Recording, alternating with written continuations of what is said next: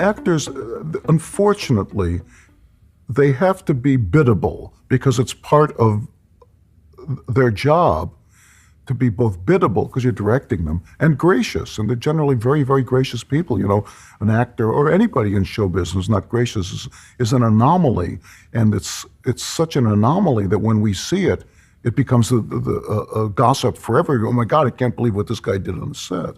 Actors need to be biddable. But the other thing, actors, I talk to actors about, they say, wait a second, we want, sometimes like in a class or something, they say, I need to discuss this the script. And I say, well, okay, well, did you understand it when you read it? They said, well, yeah. I said, okay, well, let's go do it. It's a recognition scene. Off you go. It's really not that difficult, and that's what makes it so hard, right? Stand still, speak up, say the words, and if you do, and pick up your cues, something will happen to you that you did not foresee. And if you don't, nothing will happen to you that you did not foresee. And if you could foresee it, the audience could too.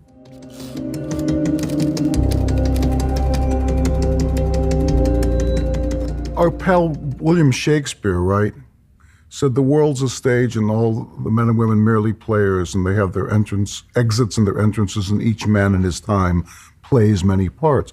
And so, of course, it's appropriate to act in certain ways in certain circumstances, and inappropriate in other circumstances. And we all know that. And so we gauge our behavior to the circumstances. But the acting on stage is a little bit different. Acting on stage is, in its perfect form, it has to be an attempt to get something from the other person, but it cannot be an attempt to get something from the audience, even understanding. We have to say, you're over there, I'm going to do my job, which is getting something from him, and I trust, and it will prove to be true, that you will give me your attention. And so people, currently, a lot of them misunderstand the purpose of the curtain call. The purpose of the curtain call is to thank the audience. That's why traditionally the actors at the end bowed. They said, thank you for your attention. It is not to receive praise from the audience, but to thank them.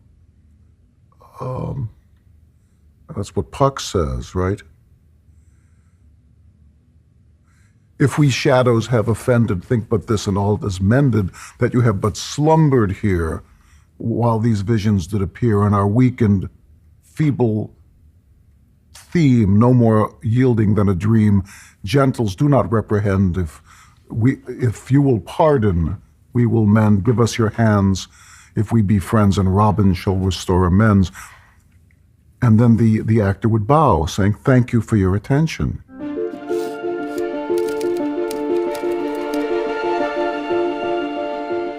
Well, the relationship with the actors, I mean, you know, Shakespeare said you're better to have a bad epitaph than their ill report. During your life, they are the abstract and brief chronicles of our time. And indeed they are. You know, the Marlon Brando playing the Godfather, or Steve McQueen in The Great Escape, or one could go on and on. I'm limiting myself just because I don't want to talk about people to make invidious comparisons with people who are now working. Or if you look at Myrna Loy, for example, they inform the way we think about life. We say, oh yes, I understand. That's what courage is. That's what grace is. Look at Cary Grant. That's what graciousness is. You know, you look at Bette Davis. That's what intensity is. You know, Anna. You look at James Earl doing The Great White Hope. You say, oh my God. You know, where in the world did that come from? Who is that man? They are as Shakespeare says, they're the abstract and brief chronicles of our time. There's a famous story that Shakespeare had his own company, right? The King's Men and the Globe Theatre Company. And his best actor was a guy called Richard Burbage. And when Shakespeare wrote the King Lear, he gave it to him and he said, well, Dick, I've finally written one you can't play. So I've been blessed in my life with working with the best actors in the world. And the point is not writing for them, but knowing that if I write it, they'll inhabit it. right? The one that doesn't have to, that their talent is being able to do not one thing. So one doesn't have to write for them. One has to write, and then they'll play it.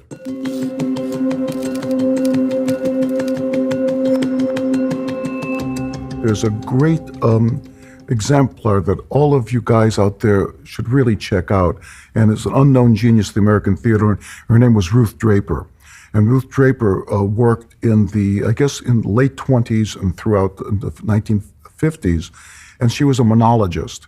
She would go all alone onto the stage, and she would do monologues. And the monologues would be at a garden party or in the middle of a snowstorm in Fargo, South Dakota, or the Italian lesson, or an Irish immigrant arrives at Ellis Island. And she would just do one part of the conversation, and you can get, she's recorded, and she would do these monologues such that she created a whole world around her, the marvelous whole world around her. And she was a wealthy woman, and she was over in England, and she became Bernard Shaw and Noel Coward came to her parties, and she'd do these party turns, and they said, "Oh my gosh, this is genius. You should go do them on stage." And so she did. And she's one of the great American playwrights, although she's not recognized as such, and one of the great performers of all time. And one of the routines she did was called Three Women and Mrs. Clifford. And it's these, and she plays the three women, and each one takes about a half an hour. The first one is Mr. Clifford's secretary, talking about what the wife and the son and blah blah and the friend from France. And the second one is Mr. Clifford's wife, and they obviously have a very, very difficult marriage. And the wife is talking about the same thing from her own point of view. And then the third one is his mistress, with whom he's perfectly happy, and they're talking about the same thing from the same point of view. It's one of the great pieces of dramatic writing. And where does it come from? Not only did the content not exist, the form didn't exist until Ruth Draper stood up at a party and started making up these silly little characters.